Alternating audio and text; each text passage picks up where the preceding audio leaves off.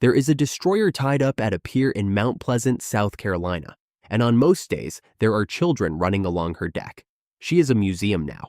Visitors walk her passageways, put their hands on her gun mounts, and read the plaque that lists what happened to her on one morning in 1945.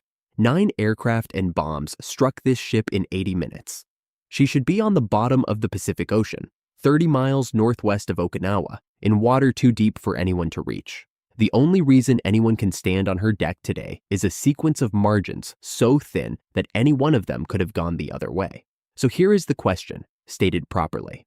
It is not whether the USS Laffey should have sunk that morning. She should have.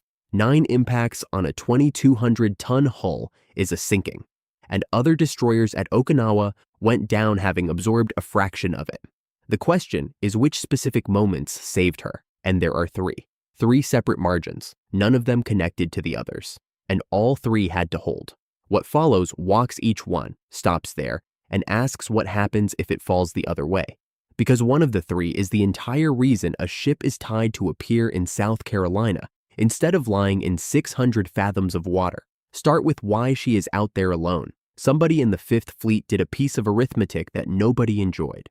Warning time was the whole war against the kamikaze, and warning time could only be bought by putting eyes north of everything worth protecting. So the Navy drew a ring of 16 positions around the island and assigned ships to sit in them, alone, in deep water, watching toward Japan. Everyone involved understood the arrangement. A destroyer on that ring was a tripwire, and a tripwire works by being stepped on. Station 1 is the top of the ring, closest to Kyushu, sitting under the flight path every raid uses. Sailors elsewhere in the fleet had a word for the duty, and the word was bait. On the morning of the 16th of April, it belongs to a Sumner-class destroyer under Commander Frederick Julian Beckton, a ship that has already come through Normandy, Leyte, and Iwo Jima. 2,200 tons, 336 men aboard. The raid that finds her is the 3rd of Japan's 10 Great Chrysanthemum attacks. Somewhere over 300 aircraft come south that day, and the ones that matter here are 22 that peel out of the stream and go after one destroyer. The first attackers come in shortly after 8:30 in the morning, and for the opening quarter hour, the story is a good one. Beckton handles the ship beautifully, hard turns that keep his guns bearing and spoil every run, and his gunners knock down the first 8 aircraft in succession, 8 for nothing. If the morning ended there, it would be a footnote in a Navy history nobody reads. Margin 1. Those 8 are engaged one at a time, spaced out, arriving from bearings the gun directors can actually service. Nothing about that spacing was owed to her. Kikusui attacks were designed to converge. And at other Picket stations that month, they did exactly that. Grant the Japanese the coordination they were aiming for, which is the coordination they achieved against Bush and Calhoun 10 days earlier, and the same 22 aircraft arrived from 4 bearings at once. No ship built in 1945 solves that. The fight that made her famous opens with 8 clean kills, partly because the enemy came at her politely. Margin 1 holds. 2 to go. Then the 9th aircraft gets through, and the afternoon of this ship becomes 25 minutes that her survivors described for the rest of their lives in language that never quite worked. Aircraft strike the after part of the ship in quick succession. Bombs come down with them. Fires take hold aft, ammunition begins cooking off, and a voice reaches Beckton through the speaking tube reporting the rudder jammed at 26 degrees left, which means that a ship whose only real defense has been violent maneuvering is now locked into a turn. Compartments flood. The afterguns are wrecked or manned by men who cannot see through the smoke. Margin 2, and this is the one that matters. The rudder jams at 26 degrees left rather than centered, so the ship keeps driving in a wide left turn at better than 20 knots. She is crippled and she is still moving, and a moving target is a target that gets missed. A destroyer stopped dead in the water at that minute, with aircraft still inbound and every attacker able to pick his angle at leisure, is a destroyer that takes the same hit twice in the same place. Ships do not sink from fires on the main deck. They sink when the sea gets into enough compartments at once. Her damage landed spread across the after third of the hull. Put that same weight of explosive into the engineering spaces amidships instead, and there is no 80 minutes because it finishes before 9:30. Margin 2 holds, 1 to go. Margin 3 arrives from above. Marine Corsairs and Navy Hellcats reach Station 1 while the attack is still running, and they chase attackers down onto the ship so aggressively that one of them clips her air search radar, bails out, and drops the antenna onto the signal deck. That is how fine the timing was. No system in 1945 reliably delivered fighters to a picket station at the moment of need, and the fighter direction that morning was being run from a ship that was on fire.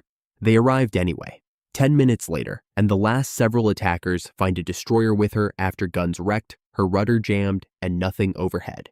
3 margins, 3 holds. When it ends, 9 separate impacts have landed on her, 5 of them aircraft and the rest bombs. 32 men are dead. 71 are wounded. The Laffey is still floating, still under her own power in a fashion, and the following day she is taken under tow.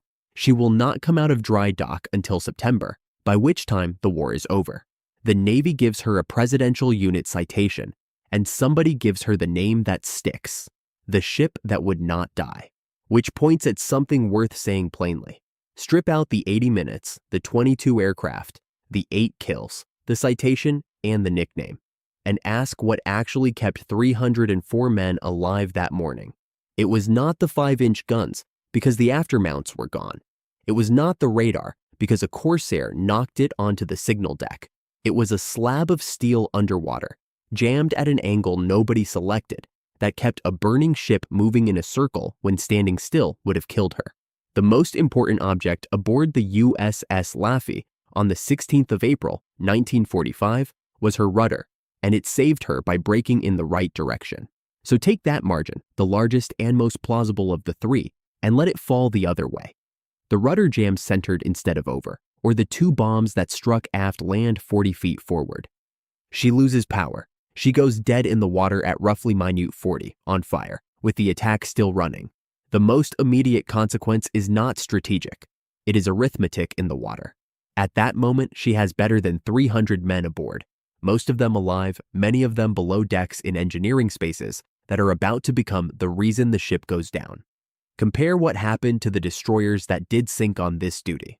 USS Bush and USS Colquhoun both went down at Picket stations 10 days earlier under similar attack. Bush lost close to 90 men. On the very same morning as the Laffey's fight, at a neighboring station, the destroyer Pringle was hit and sank in about 5 minutes, and 62 men died with her. A destroyer breaking up in open water 30 miles from anywhere in the middle of an ongoing raid does not produce 32 dead. It produces something between 100 and 200, and it produces them among men who spent the previous 40 minutes believing they were winning. The second consequence belongs to everyone else. Station 1 goes silent, and the radar that was watching the approach corridor from Kyushu stops watching it. There is no relief ship standing by. The support landing craft on station will spend the next hours pulling men out of the water rather than doing anything else. And the fighters overhead will be covering a rescue instead of hunting inbound aircraft. For some number of hours on the busiest day of Kikusui No. 3, the northern door into the Okinawa anchorage is unwatched, and the aircraft that were attacking her have to go somewhere. Roughly a dozen of the 22 are still airborne when she goes under. A pilot with fuel remaining and no target in front of him continues south toward the thing he was told to find, which is the transport and supply shipping crowded off the invasion beaches.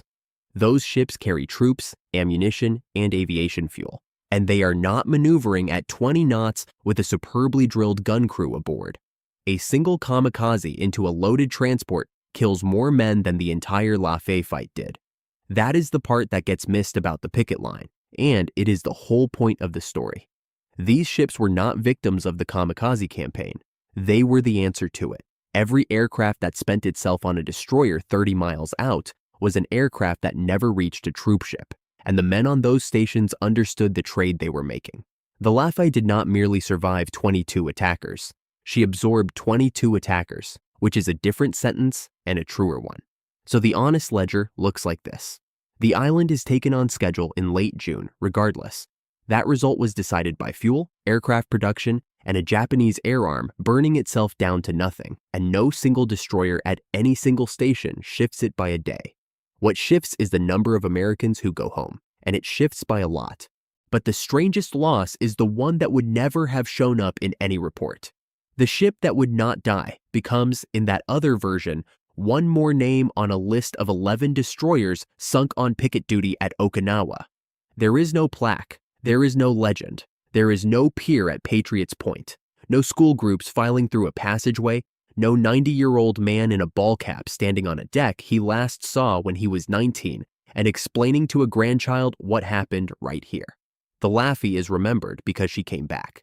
Everything about her afterlife, every visitor, every retelling, exists downstream of a rudder jamming in one direction rather than another on an April morning in 1945.